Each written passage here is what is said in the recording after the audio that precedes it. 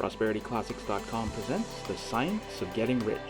For full mastery of the principles contained within, download the study guide and follow along from ProsperityClassics.com. Chapter 8, Thinking in a Certain Way. Turn back to Chapter 6 and read again the story of the man who formed a mental image of his house, and you will get a fair idea of the initial step towards getting rich. You must form a clear and definite mental picture of what you want. You cannot transmit an idea unless you have it yourself. You must have it before you can give it, and many people fail to impress thinking substance because they have themselves only a vague and misty concept of the things they want to do, have, or become. It is not enough that you should have the general desire for wealth, to do good with. Everybody has this desire. It is not enough that you should wish to travel, to see things, to live more, etc. Everybody has those desires also. If you were going to send a wireless message to a friend, you would not send the letters of the alphabet in the order and then let them construct the message for themselves. Nor would you take the words at random from the dictionary. You would send a coherent sentence, one which meant something. When you try to impress your wants upon thinking substance, remember that it must be done by a coherent statement. You must know what you want and be specific and definite.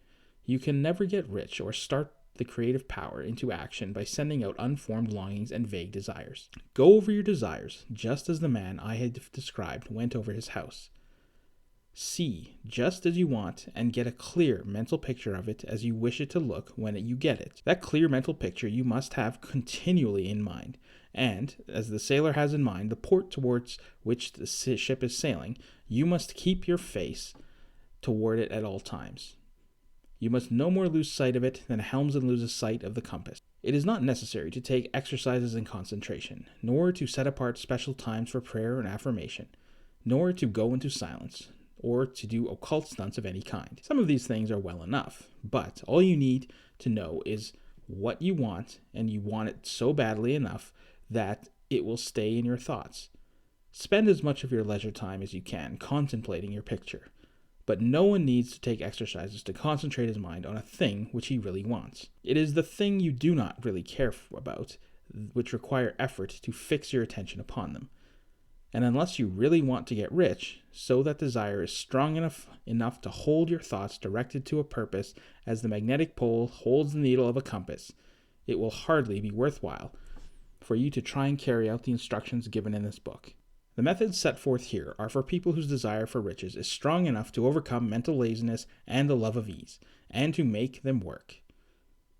The more clear and definite you make your picture then, the more you dwell upon it, bringing it out all the delightful details, the stronger your desire will be, and the stronger your desire, the easier it will be to hold your mind fixed upon the picture of what you want. Something more is necessary than merely to see a picture clearly. If that is all you do, then you are only a dreamer, and you will have little or no power for accomplishment. Behind your clear vision must be the purpose to realize it, to bring it out in tangible expression, and behind this purpose must be an invincible and unwavering faith that the thing is already yours, that is at hand, and you have only to take possession of it. Live in the new house mentally until it takes form around you physically, in the mental realm.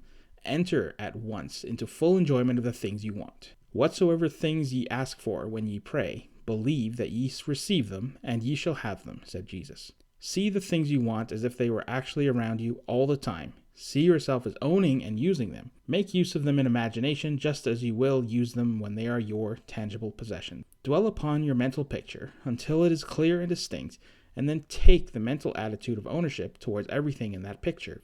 Take possession of it, in mind, in full faith that it is actually yours.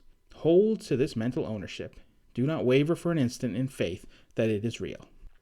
And remember what was said in the preceding chapter about gratitude. Be as thankful for it all the time as you expect to be when it has taken form. The person who can sincerely thank God for the things which it has yet to come he owns only in imagination has real faith. He will get rich. He will cause the creation of whatever he wants. You do not need to pray repeatedly for the things you want.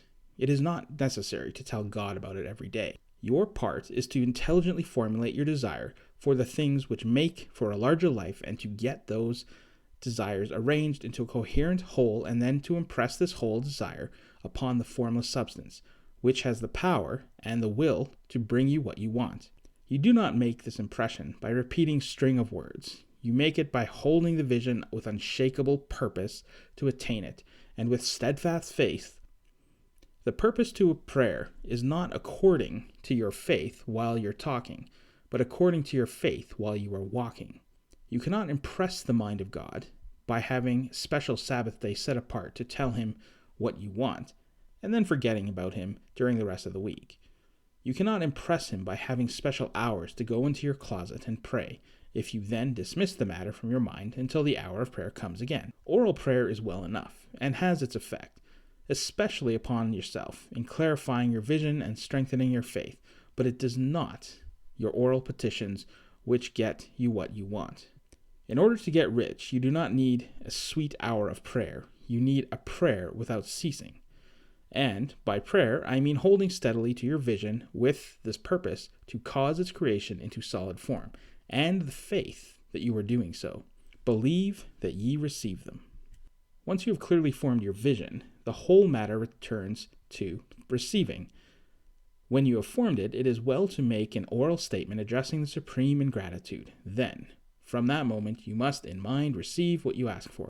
Live in the new house, wear the fine clothes, ride in an automobile, go on the journey, and confidently plan for greater journeys. Think and speak of all the things you have asked for in terms of actual present ownership.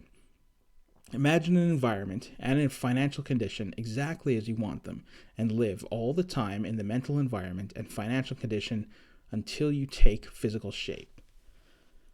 Mind, however, that you do not do this as a mere dreamer and castle builder. Hold the faith that this imaginary is being realized, and it to your purpose to realize it. Remember that it is faith and purpose in the use of the imagination which will make the difference between the scientist and the dreamer. And having learned this fact, it is here that you must learn the proper use of the will. If you want to really master the science of getting rich, go to prosperityclassics.com and download your free Science of Getting Rich study guide, your free Science of Getting Rich audiobook, and your free Science of Getting Rich special meditation MP3. Also, please consider donating $1 via Patreon to show your support. Thanks for watching.